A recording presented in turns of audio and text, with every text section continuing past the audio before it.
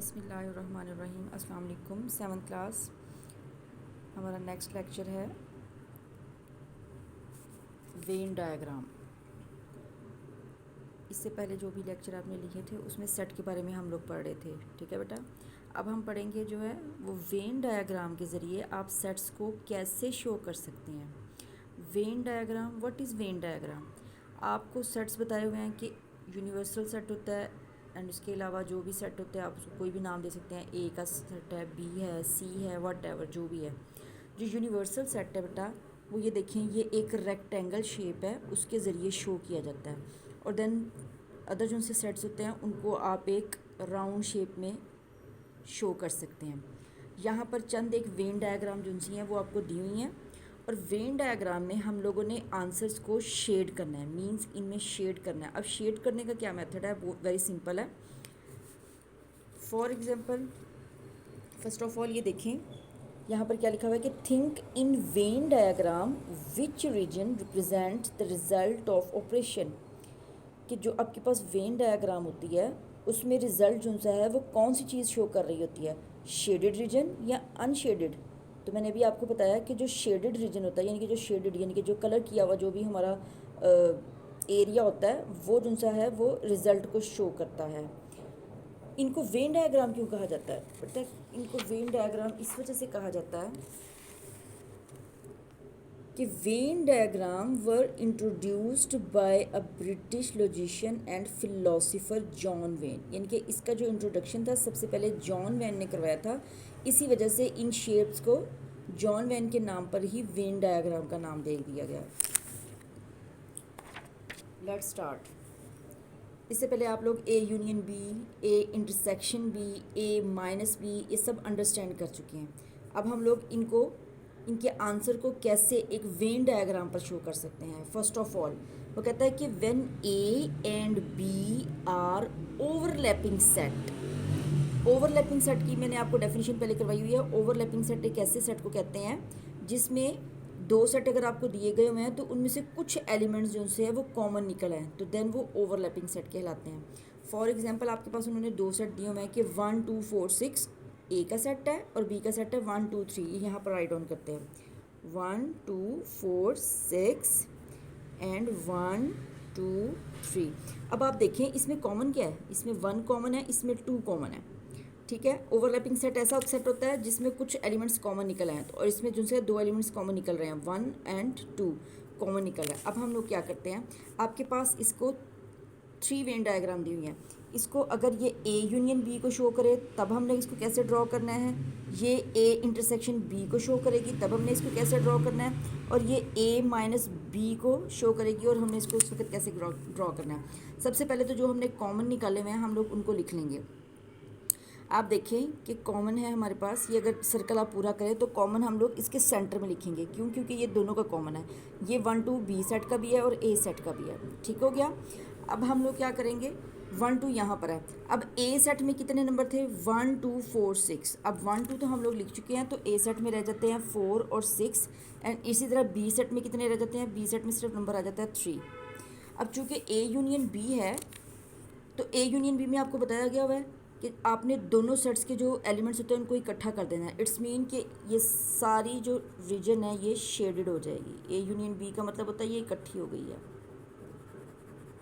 तो देन ये आपने इसका आंसर फाइंड कर दिया। याद रहे कि आंसर को आपने शेड करना है और ए यूनियन बी का आंसर हमेशा दोनों जो सेट्स होते हैं उनको इकट्ठा कर दिया जाता है। और ये शेड करके हमने बता दिया कि ये दोनों सेट्स हमने इकट्ठे कर दिए हैं।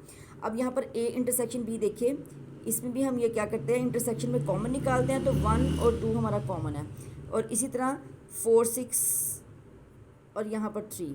अब ए इंटरसेक्शन बी का मतलब क्या होता है कि इनमें से कॉमन क्या है, कॉमन क्या निकल रहे हैं इसमें 1 2। तो इट्स मीन कि हमने सिर्फ जो कॉमन वाला एरिया है उसको शेड कर देना है। देन ये ए इंटरसेक्शन बी। अब ए माइनस बी क्या होता है, ए माइनस बी माइनस मैंने करना बताया हुआ आपको कि जब कॉमन आपके निकल जाते हैं तो जो ऊपर वाले नंबर बच जाते हैं वो आपका आंसर होता है। ऐसे ही बताया हुआ मैंने आपको। फर्स्ट ऑफ ऑल तो आप इसके कॉमन लिख लें, इसमें 1 और 2, और ए में लिखेंगे हम लोग 4 6 और बी में रह गया आपके पास 3। अगर हम लोग ए माइनस बी फाइंड करें तो 1 और 2 मीन्स के कॉमन जो से वो आपस में कटिंग होगी और ऊपर बच गया 4 6 तो हम कौन सा एरिया फाइंड करेंगे, हम कौन सा एरिया शेड करेंगे जिसमें 4 और 6 लिखा हुआ है। तो ये ए में 4 और 6 लिखा हुआ है, तो देन हम इसको शेड कर देंगे।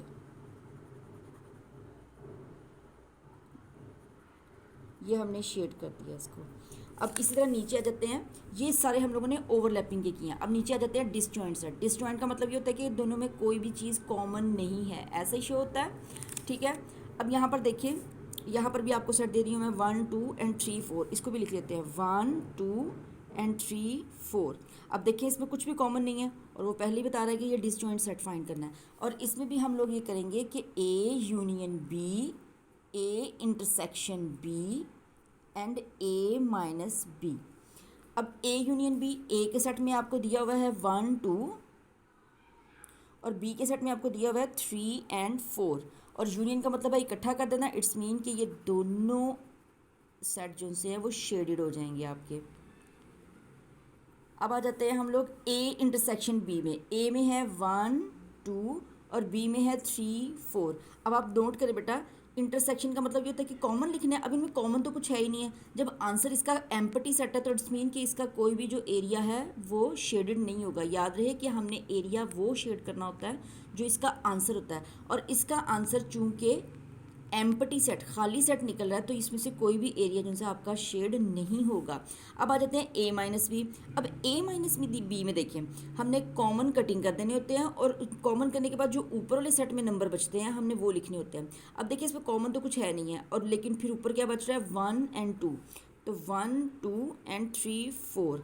तो जो आंसर है उसको हमने शेड करना है। आंसर में इसके पास क्या आ रहा है 1 एंड 2, तो इट्स मीन कि हमारा जो इधर वाला रीजन है वो शेडेड हो जाएगा। अब नीचे आ जाएं। अब वो कह रहा है कि A is subset of B. B बाद में लिखा हुआ है, तो इट्स मीन कि जो बाहर वाला सर्कल है ये आपका बी है, और जो इसके अंदर वाला सर्कल है वो आपका ए है। अब देखिए ए सेट में कौन कौन से हैं 1 2, और बी सेट में क्या आपके पास 1 2 3, 1 2 एंड 3। अब क्या मतलब है इसका कि यूनियन है, ये भी हमने ए यूनियन बी फाइंड करना है, और ये ए इंटरसेक्शन बी, और ये ए माइनस बी। अब आप देखें ए यूनियन बी है, ए यूनियन बी का मतलब है कि दोनों को इकट्ठा कर दें, और ये दोनों सेट्स को हमने शेडेड कर दिया, दोनों एरिए को। अब आ जाते हैं A intersection B. A intersection B में देखें कि आपके पास ए में है 1 2, ठीक हो गया, और बी में आपके पास है 1 2 3। अब ए इंटरसेक्शन बी, इसमें कॉमन क्या निकल रहा है जस्ट 1 2, ये बी का है और ये ए का, तो इट्स मीन कि ये कॉमन है। इंटरसेक्शन में कॉमन वाले को जो सा हमने शेड कर दिया।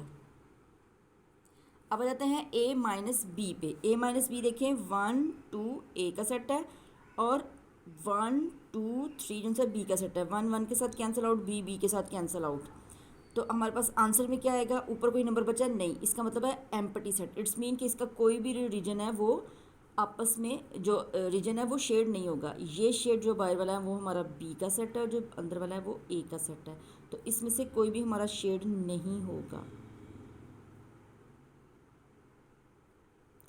अब आ जाते हैं कॉम्प्लीमेंट पर।